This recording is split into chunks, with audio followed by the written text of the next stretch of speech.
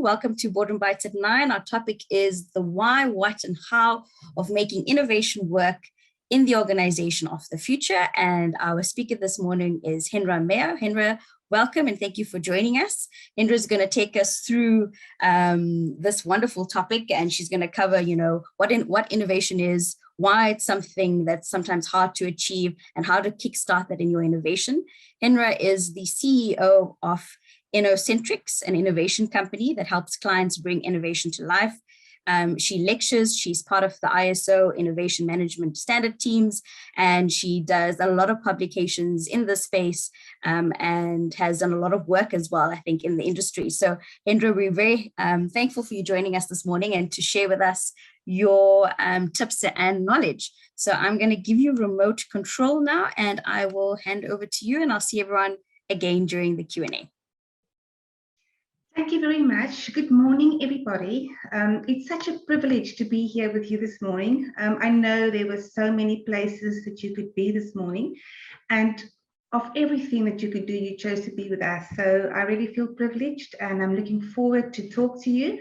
And I hope for you to find value in what we're going to say. So from my perspective, I would like to invite you to really make use of the chat. Put on your mic, ask questions if you would like to. This session is for you, and it would be really great from my perspective if you find value and you can use some of the things that we talk about. So today we talk about the what, why, and how of making innovation work in the organization. And I know it's an interesting topic. It's something that we've been talking about for a long, long time, but yet to get to the practical side and to know where to start is very often quite hard to do, especially in organizations with different contexts. So I hope you have fun. On the agenda for today, we're talking about, first of all, what is innovation and why is it important for organizations today?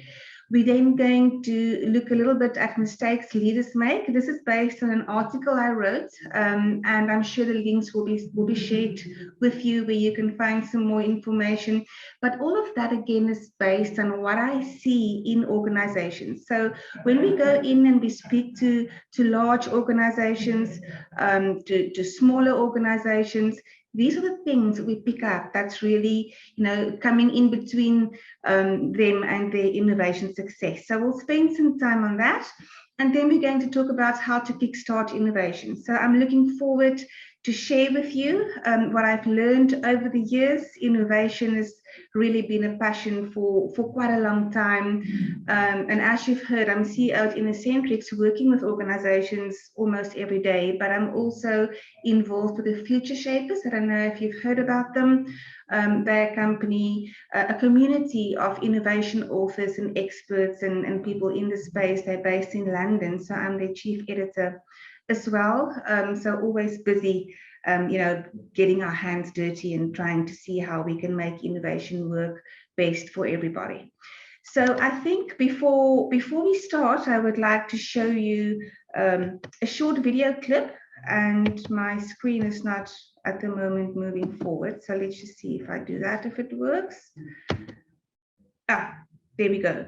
So it's a very short video clip around just, sharing with us a little bit what's happening in the space and why innovation is important. And I really hope that you enjoy it.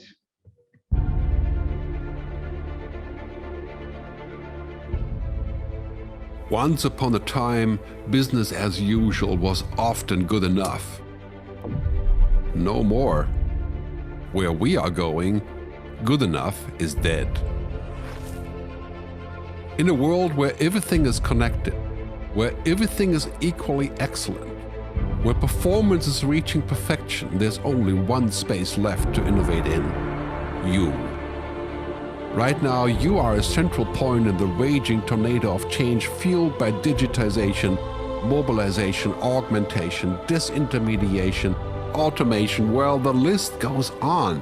Science fiction is becoming science fact. Think about self-driving cars or computers that can learn and think. The way we work will never be the same. The skills we need will be dramatically different. Winning or losing are now happening faster than ever before. So what's your response? How will you discover new opportunities in one of the most transformational times in human history? Are you driving change, or are you being driven by it? Disruption has become the new normal. With change, it's always gradually, then suddenly, well, things really have stopped happening gradually. This change is exponential. Everything that used to be dumb and disconnected is now wired and intelligent. Cars, cities, ports, farms, even our bodies will be wired with sensors and will talk to each other. These game changers are also combinatorial. They amplify each other, creating a perfect storm of change. Quantum computing fuels big data. The Internet of Things fuels artificial intelligence and deep learning, which fuels robotics. However, anything that cannot be digitized or automated will become extremely valuable. Human-only traits such as creativity, imagination, intuition, emotion, and ethics will be even more important in the future, because machines are very good at simulating, but not at being. Yes, robots and software will do some of our work, but this will allow us to focus on things that cannot be automated. To imagine change squared, you've got to start engaging more with what might be, not just with what is. Immerse yourself in the immediate future, 5 to 7 years out from today. We need to go beyond technology and data to reach human insights and wisdom. Technology represents the how of change, but humans represent the why. The future is about holistic business model. The opportunity is to be liquid, to learn just in time, not just in case, not single improvements, but complete transformations, not individual systems, but new ecosystems. Humanity is where true and lasting value is created. We will engage, relate, and buy things because of the experiences they provide, because of their transformative power. The future doesn't just happen. The future gets happened. The new way to work is to embrace technology, but not to become it. The future is in technology, yet the bigger future lies in transcending it. Let's live and lead from here. So I hope you enjoyed that and that you could hear fine and see the video okay. I think it's a very important lesson. The question is, like I said, where will you be in 5 to 7 years from now? And, thinking about COVID and the impact and how the world has changed like in almost overnight, it's really an important question to ask in your organization. So what do you do to make innovation work in your organization and to build that capability so that you can do it repeatedly? So let's start from the beginning. What is innovation? If you hear the word, what's happening in your head? What do you think? What does that mean? What is it? Why should we care about it? When you think about it, what does it look like? Like this? Do you think this is innovation? Is it clever advertising, to make sure that people notice us, that they see our brand? Is that innovation? What about this? Those big things, those really glitzy, glamour innovation approaches. How can we do magic? Can we drive on water? Is innovation about the big things, about the radical things? Is that only what innovation is? What do you think? What about this? I hope you've seen this, but when you look at something from a certain perspective, it might not look at much. When you take a step back or you look from a different angle, it's actually quite amazing. Is innovation looking at things differently? What do you think? Is it being different, right? Sometimes when you think about innovation, you get this feeling around being arty. People who's innovative or creative, their hair stand up straight, mother dresses them funny, you just don't want to be like that. Is innovation being different? Is that innovation? A boermaker plan, they say. There was a problem and somebody had to find a solution, and there's a perfectly good solution to a problem. What do you think? Is that innovation? You know, if you want to, you can pop your comments in the chat, and we can look at that later. I can't see it from where I am, but I really would like you to think about this question, because very often when we go to organizations and we walk into those boardrooms, I am absolutely surprised to see that people assume everybody has got the same definition of innovation. We think about it in the same way. And it's an important question to ask in your organization, because if everybody is not on the same table, you're going to be driving different things that's going to result in different behaviors, and innovation is not going to happen in between. So it's an important question to address in your organization. So let's talk about that. What is innovation really? So I want you to remember this. If somebody ever asks you again, what is innovation? Give them this answer. Innovation is about three things. It's about a new idea, the element of newness, that's been implemented, that's creating new value. Unless you've got all three of those elements present, we're not talking about innovation. So a new idea, new to you, your organization, new to the world, but new, the element of newness. Also, that new idea has to be implemented, in other words, taken to market. People must be able to buy it or to benefit from it, to receive it, right? So the new idea that's been implemented, but not only that, it needs to create value.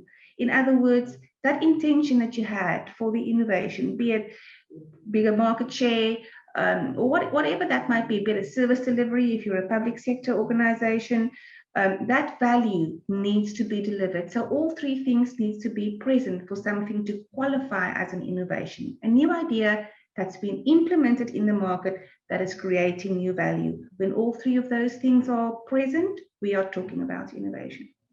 So as you possibly know, you can have different types of innovation, different degrees of innovation. We can talk a very, very long time about that. We can talk about service innovation, business model innovation, market innovation, product innovation. We can have a very long discussion about it.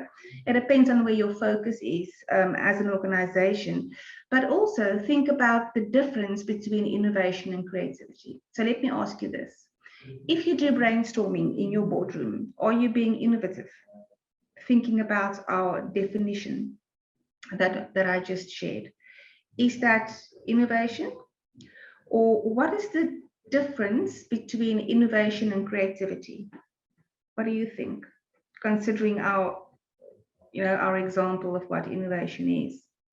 Innovation is a new idea implemented and creating value, right? So creativity, if you want to think about it in a very simple way, is thinking about new things. Innovation is doing new things. So if you are brainstorming in your organization, you are thinking about new things, but you are not innovating yet because you've not implemented anything and you have not taken it to market yet. So the difference between innovation and creativity, the difference between innovation and maybe an invention, can you think about that? What do you think is the difference? Innovation, taken to market, implemented, creating value. An invention can be, a time travel machine. It looks very snazzy. It's in my garage, but it's not going anywhere yet, So it's useless. There's no value. It cannot be an innovation because we've not implemented it and it's not creating new value, right? Does that make sense?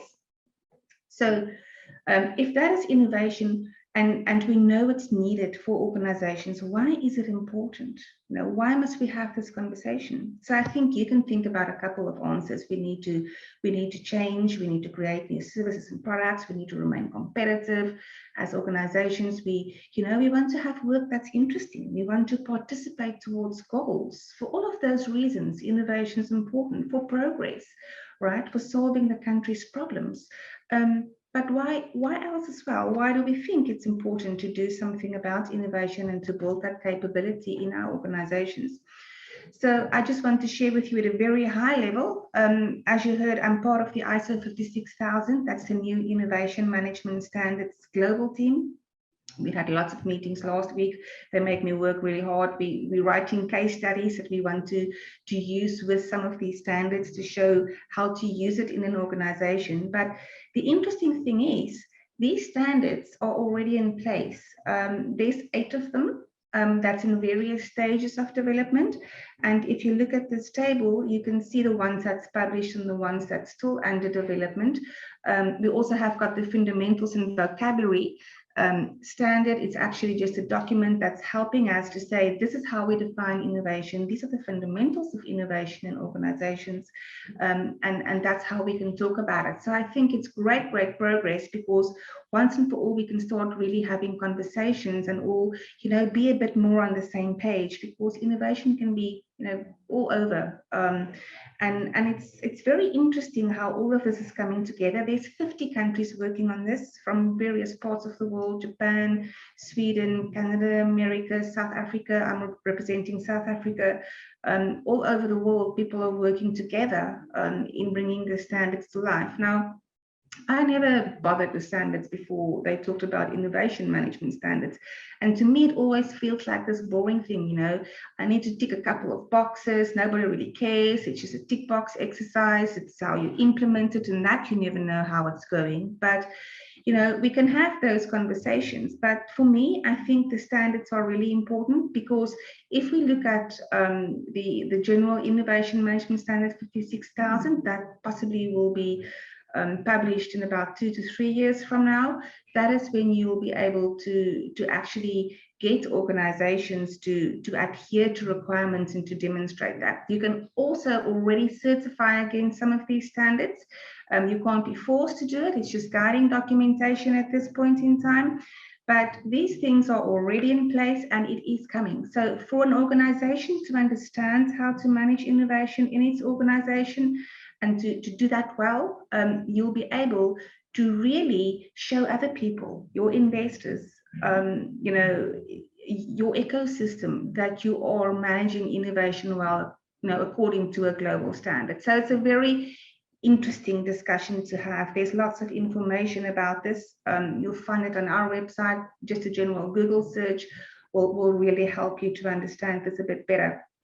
So why should we bother about innovation and innovation standards? So like I just said, you'll be able to show that your organization manage innovation according to a global approach. I don't know if you've heard about the innovation premium, but it was Jeff Dyer and Hal Gregerson that used the innovation premium. They coined the term, and they used that to rank the world's most innovative companies. You might have heard about Forbes' most innovative company list. So it's a formula that they use, and they call it the innovation premium, and that's how they decide who the winners are of their most innovative company list. It's still being used today. So at a very high level, you can think about the innovation premium as reflective of investor confidence, as boosted by your organization's inherent innovation capability. Do we think you're innovative? Do you think you'll be around tomorrow? That's a premium investors are starting to give organizations that's resilient, that can withstand crises, that know how to innovate and to continue to innovate. So if you think about it in another way, the innovation premium is a premium that the stock market gives a company because investors expect it to launch new offerings and enter new markets that will generate even bigger income streams. So it's a sign from investors that they trust you to be around. And when you do this according to a global standard or a global approach, whether you certify or not, I don't think is the important thing, but knowing how to do it and to repeatedly do it and to build that innovation capability is becoming more and more important for your organization. So if we know all these things, right, why is it not happening? Why is it so hard to get innovation to work in organizations? What's stopping it? So this is based on an article that you'll be able to have access to. And these are some of the most common mistakes I see in the industry. I'll run through them quickly. I'm sure you'll be able to add your own, feel free to pop it into the chat as well. And we can talk about it. But the ones that we see very often is that leaders are not thinking strategically about innovation. What do I mean with that? So if you think about any strategic project in your organization, you expect to see a project sponsor. Very often an executive sponsor is involved. You will have resources allocated in the form of people and team members. You'll have a budget allocated. You will measure and track. right? What you are doing as an organization to make sure that you adhere to the project plan, that you get your return on your investment. But for some reason, people are not doing that for innovation, right? And if you're not, how can we expect to see returns at the back end? Because we do need to allocate resources to innovation, time and people, very important, but also money, of course. And not only for the ideas that's coming out, but also for incentivizing people, also for experimenting with ideas. And you don't have to be like F&B and start with $1 million for an innovation prize. I actually would advise you not to start there, right?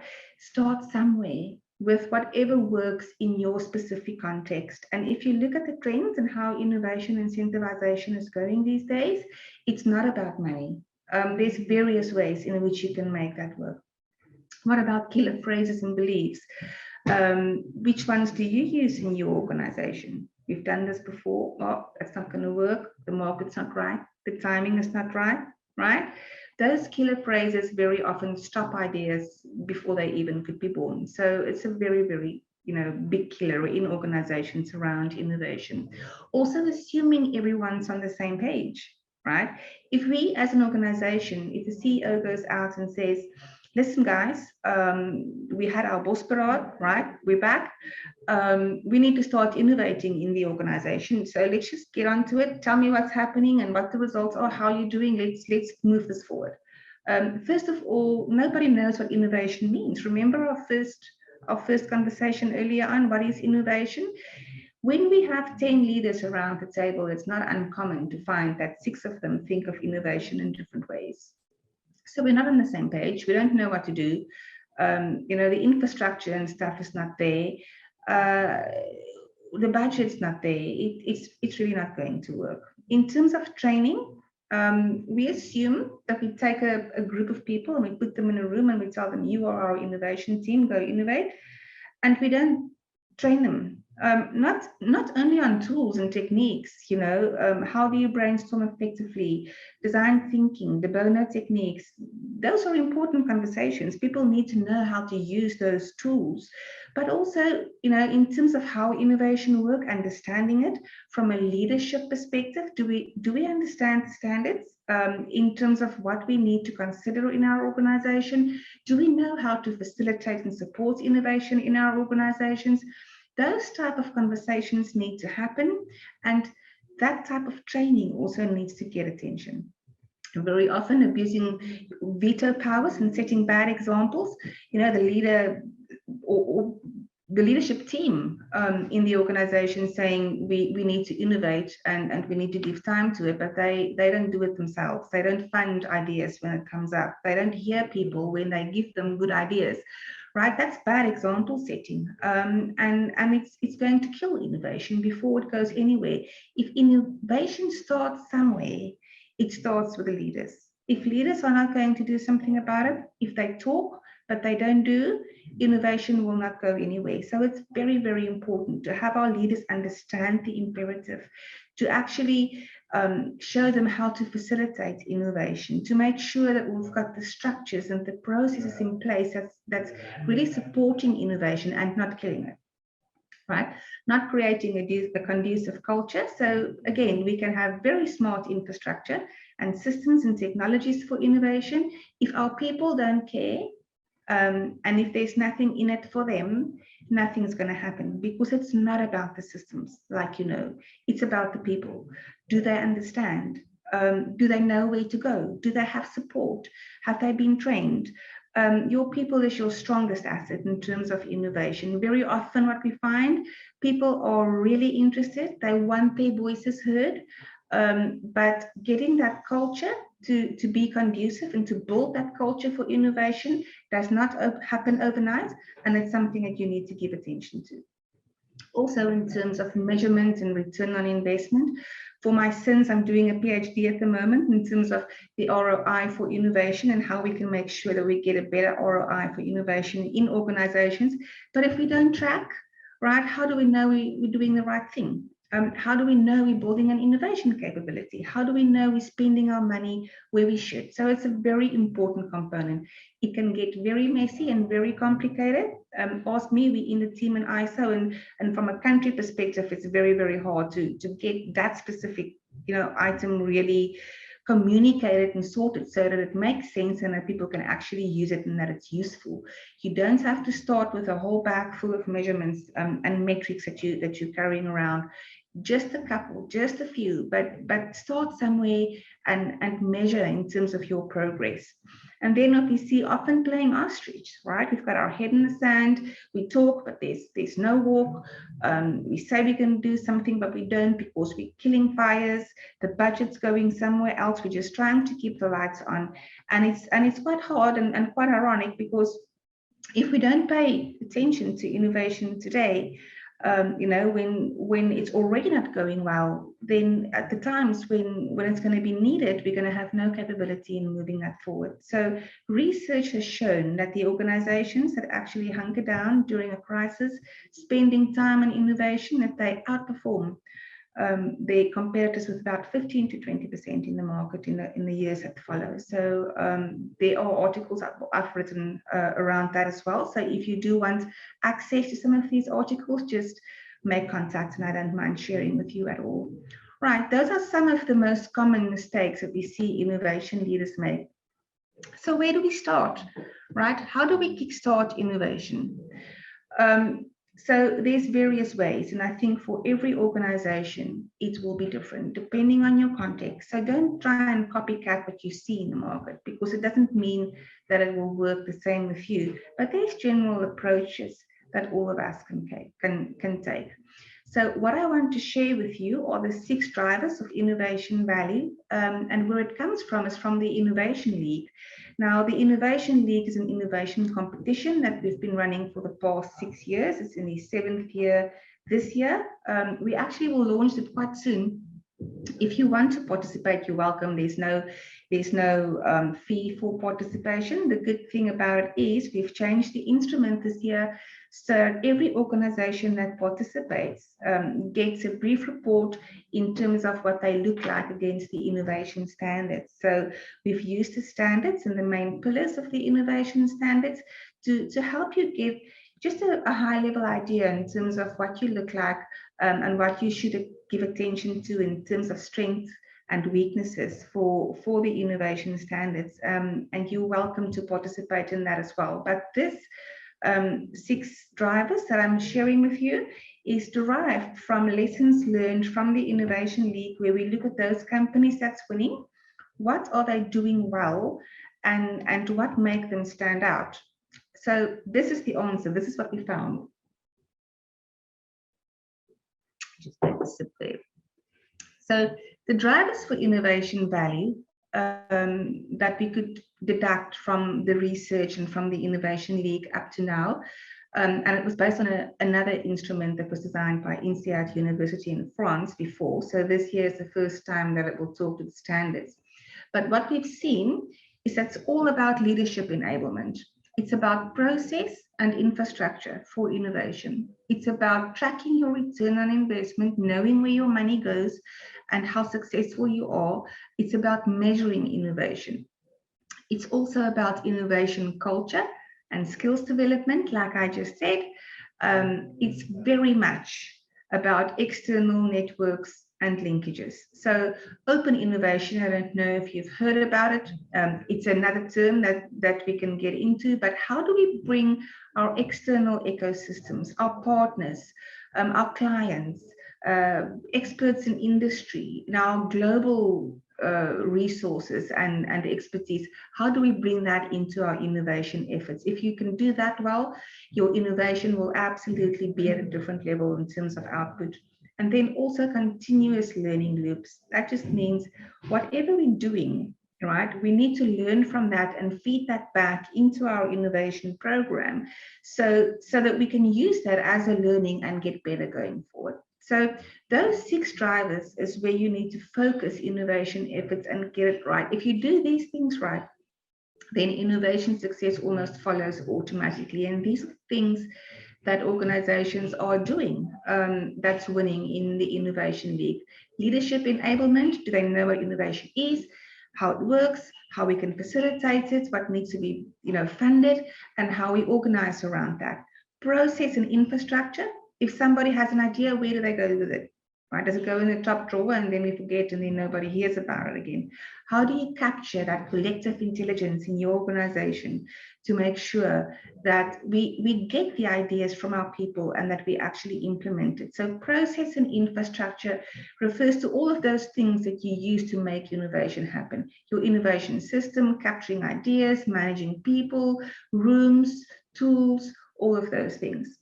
Tracking and innovation measurement, how do you track what you're doing? How do you measure your innovation success? Innovation culture and skills development, I think, talks for itself.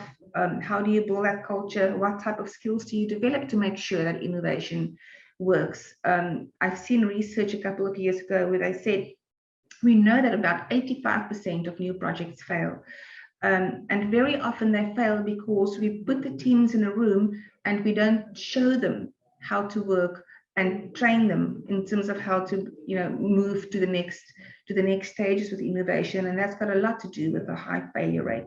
External networks and linkages, how do you partner, how do you collaborate for innovation, and in which phases of your innovation process? Do you collaborate when you get ideas in the ideation phase?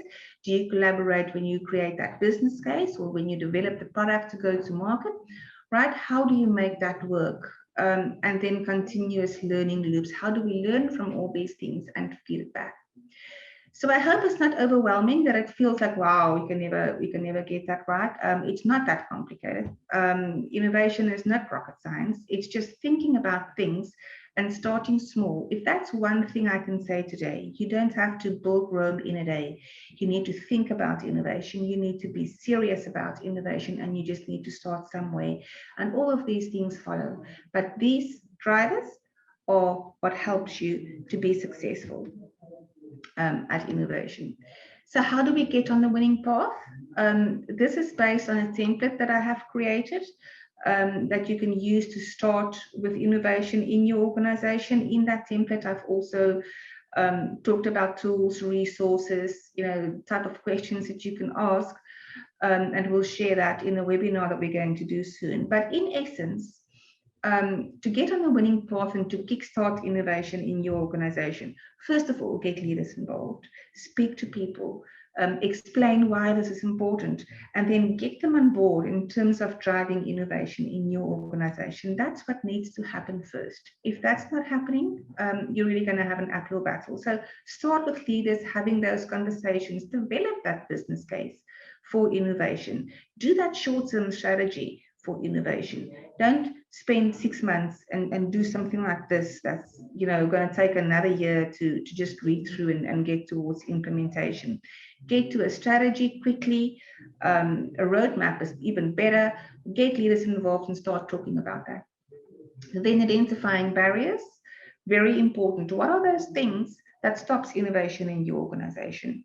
Try and see what that is. Ask questions, do a survey, speak to people, identify what those barriers are in your organization, and find ways of really mitigating it and removing it in your organization. You will not be able to remove everything, but some effort will absolutely go a long way in terms of how you can, get over those barriers. Create an action plan. There's various things that you can stipulate in that action plan. But what will you do first? Where will you start? Where will you go next? And what after that? And I would say 1 year, just a 1 year action plan is long enough. Just see where your gaps are.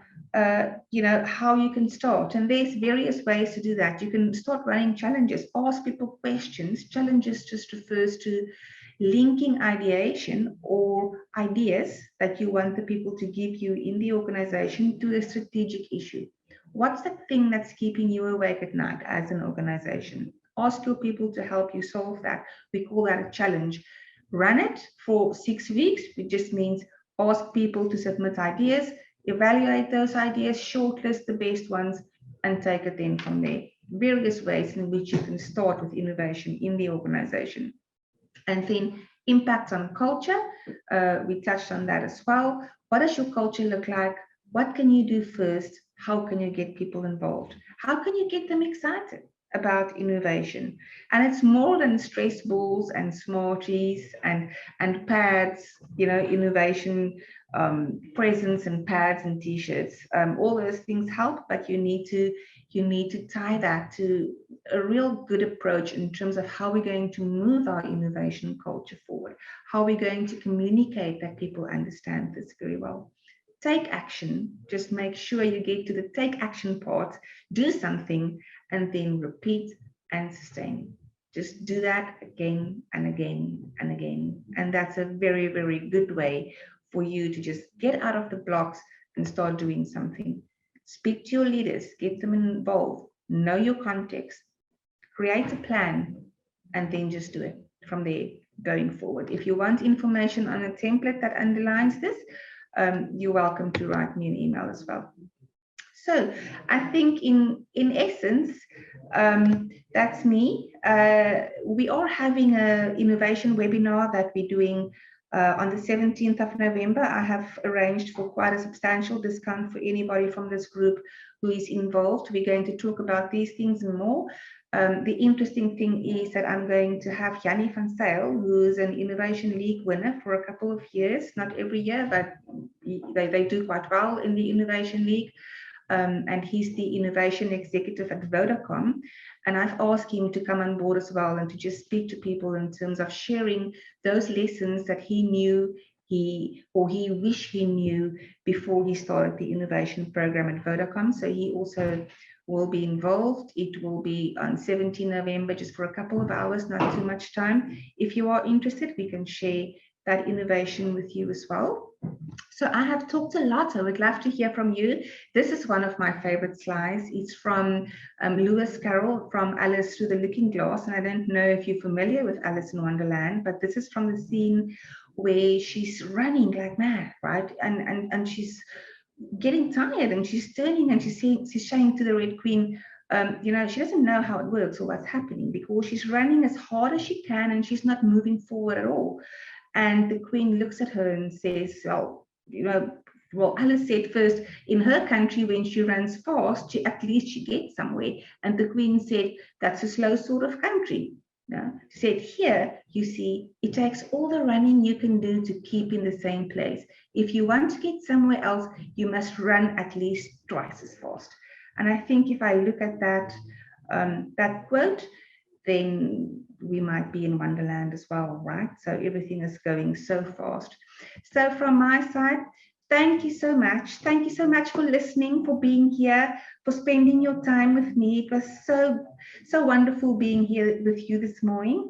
I hope it was valuable, that you learned something. If you've got any questions, if you need anything else, my contact details are linked to this presentation as well. You're welcome to give me a call.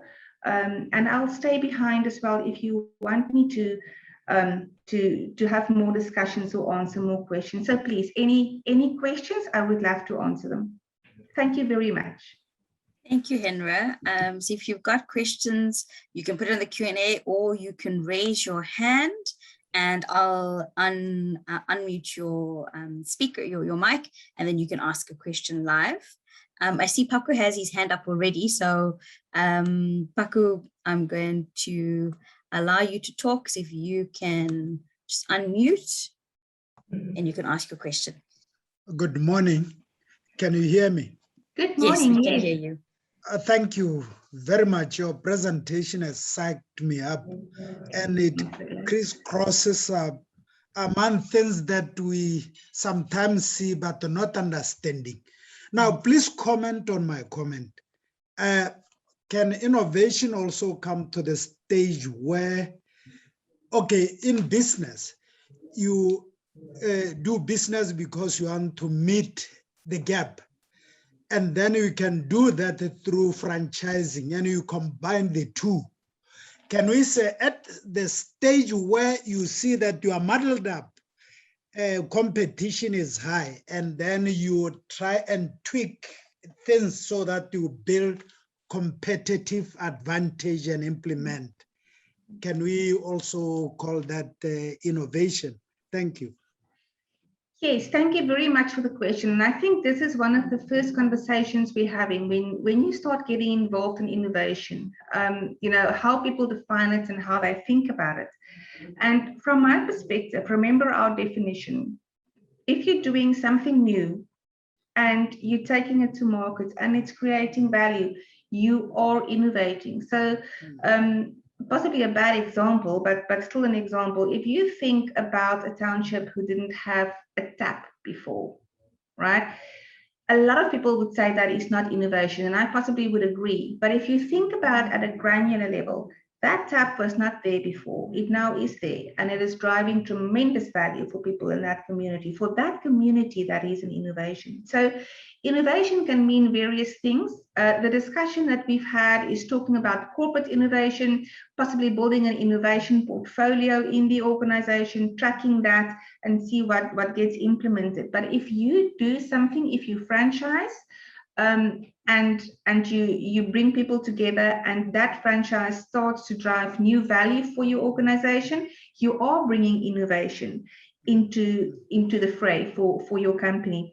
What you're not doing is you're not building an innovation capability internally. So innovation is happening at the fringes, and I can promise you, every organization, if you look at them, have innovation happening already. It's there. The problem is never a shortage of ideas. It's how we get that to market. And that's what innovation management actually refers to. So you can innovate by buying other companies through mergers and acquisitions, being more competitive. But if you do that, you're going to keep on, fighting for the same pie, the same piece of cake. And that is going to become smaller and smaller.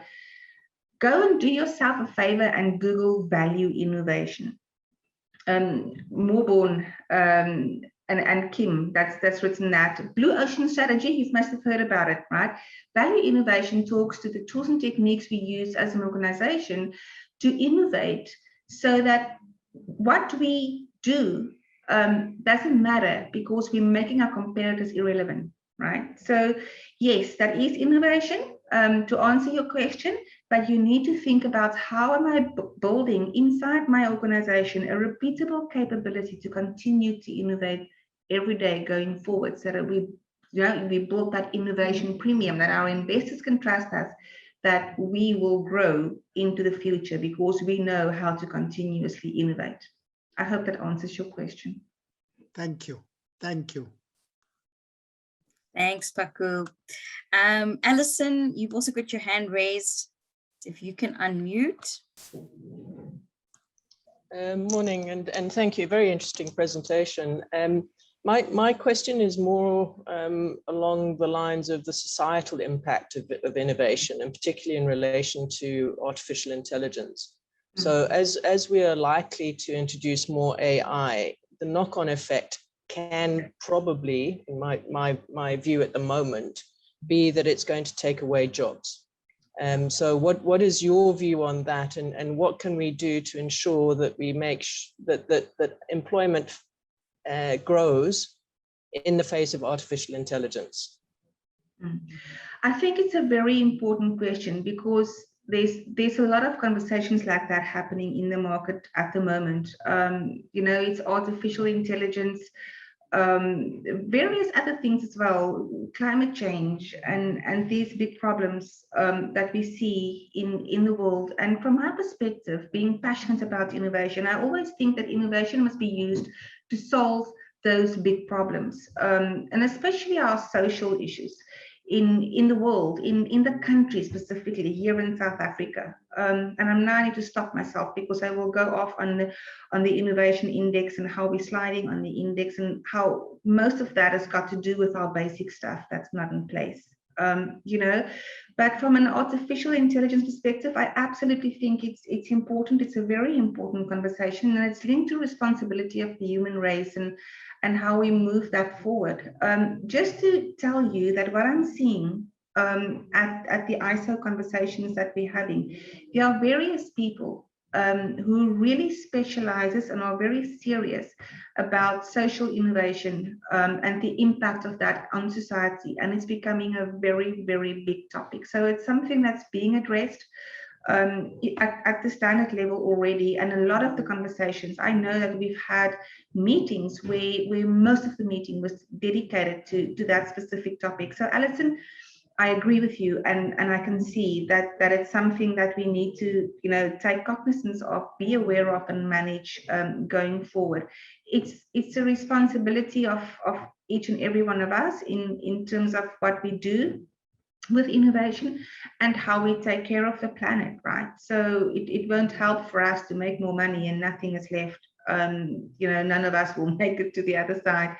So I think that's my comment on it, just to tell you that from where I'm sitting and where I'm seeing the conversations, a lot of attention is going towards that.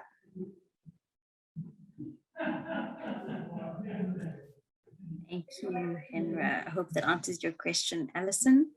We've got two questions that are in the chat group from Heidi.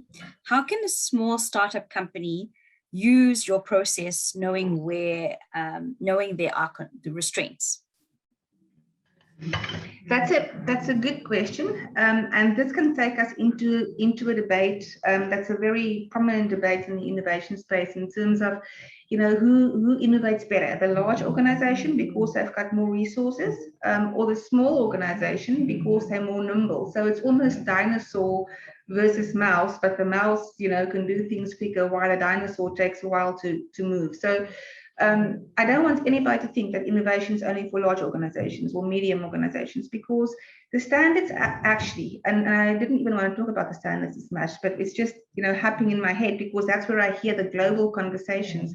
The standards are applicable to every organization of every single size, emerging, small, medium, and large. So the processes that's being talked about, the approaches that's being used is relevant and applicable to every size of organization. You will just do it differently than a large organization will do. A large organization might have an innovation team of 7 people with an innovation executive, and they're doing certain things and they're going through committees and they're running, fancy technology and innovation software.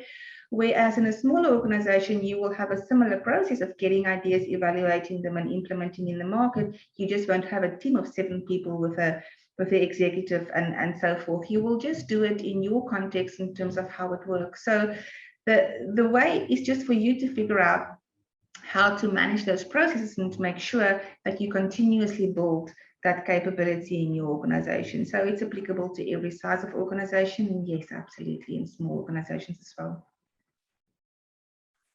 Definitely. Sandila's got a question as well. Where should innovation sit within an organization? Is it something like the PMO? No. It's a question that's being asked often. And when we started with innovation plenty of years ago, and I'm not going to give my age away, I'm sure you can guess. When we started, you would see that innovation, was in the project management office. It was either there or in marketing, right?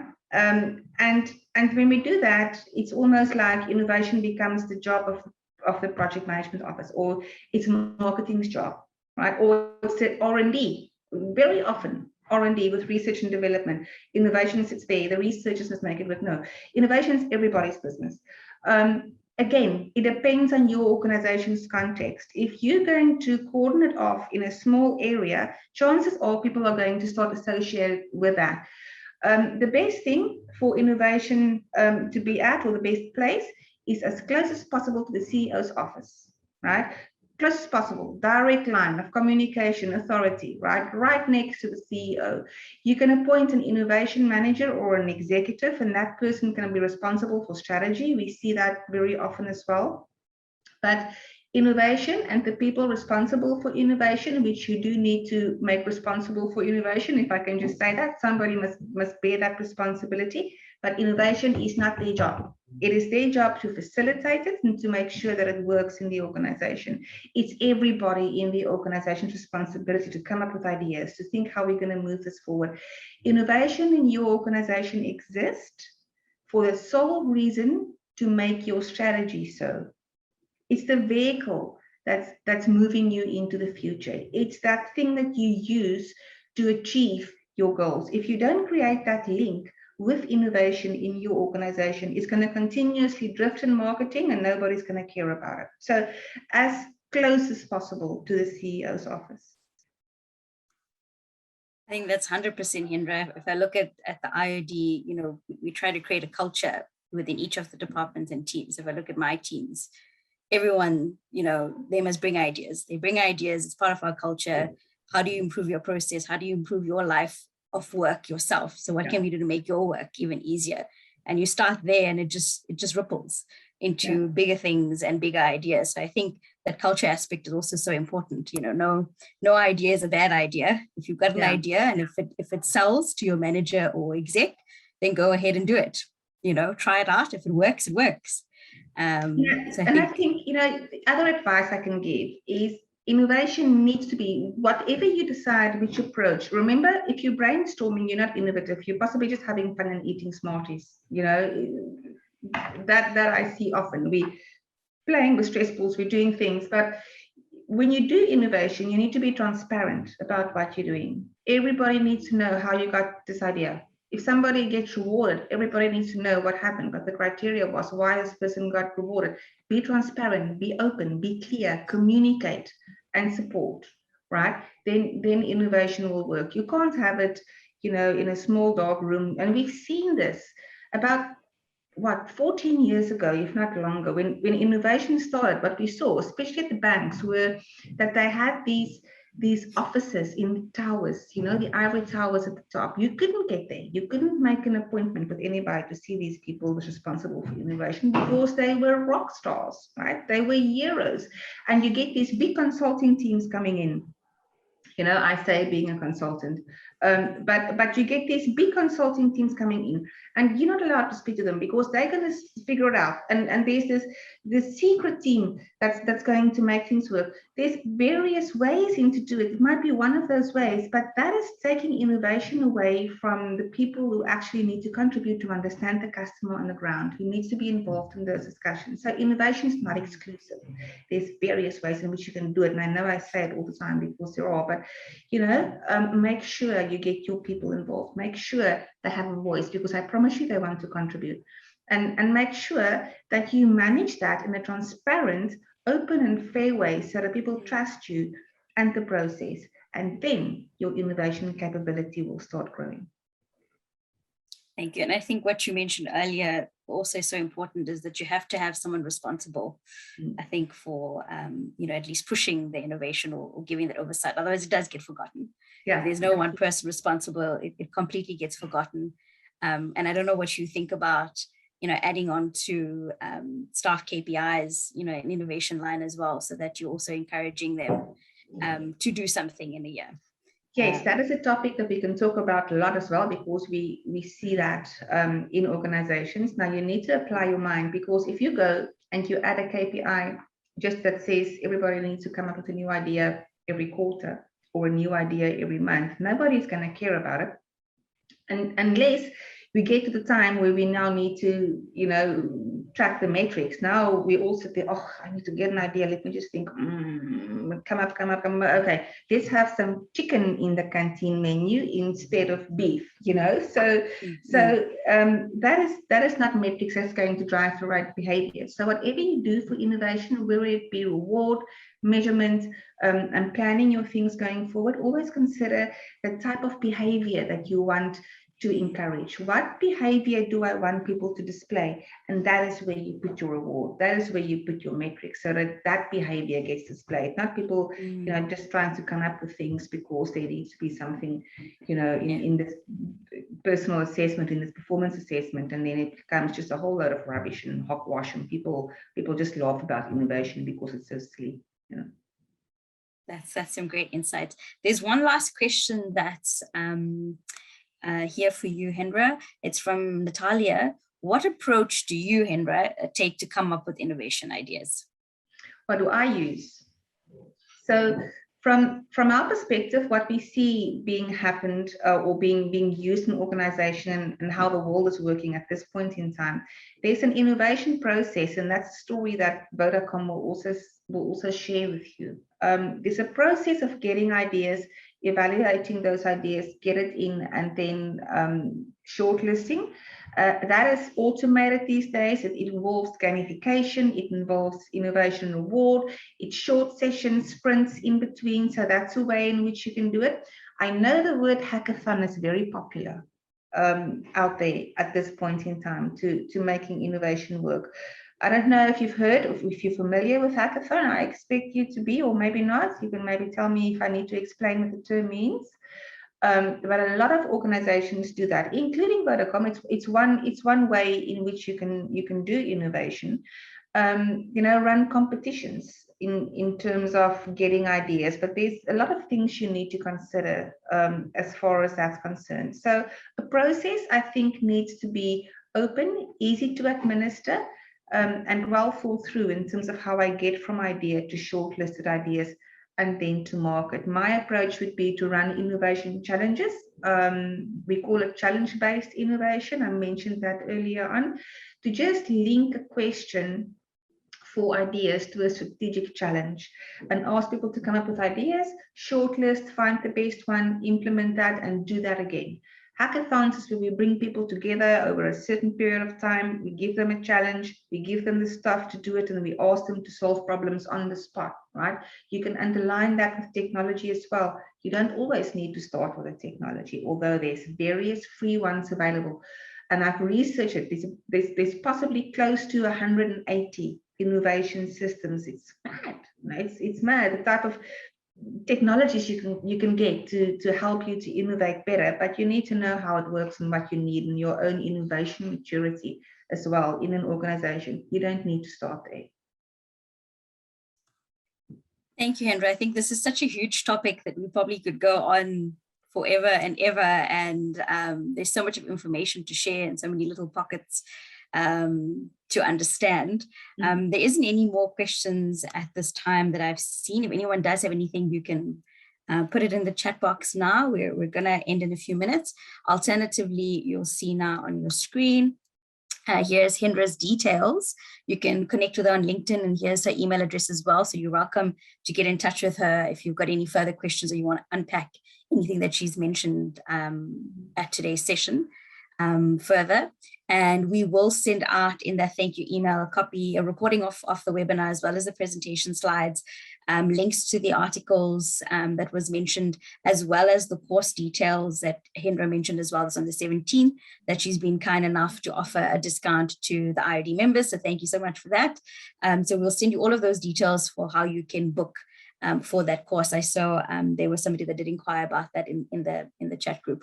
So Henra, from our side, thank you so much for joining us this morning and presenting on a very topical topic, definitely one that needs to be thought about, and like you've said, brought into the entire organization and not just left to one or a small team sitting in the corner office with the vibrant colored walls or very techno-savvy space.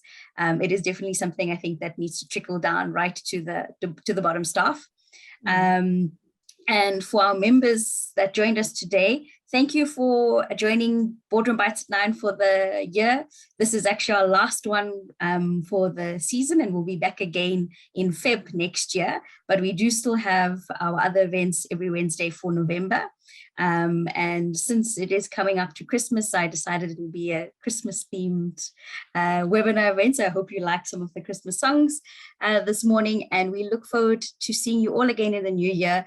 Wish you all of the best for the festive season. Hope you close out the year with a bang and all get the deserved rest that you need during the December holidays. So Henra, thank you. And thank you to our members. Go well, stay safe, and have a lovely festive season.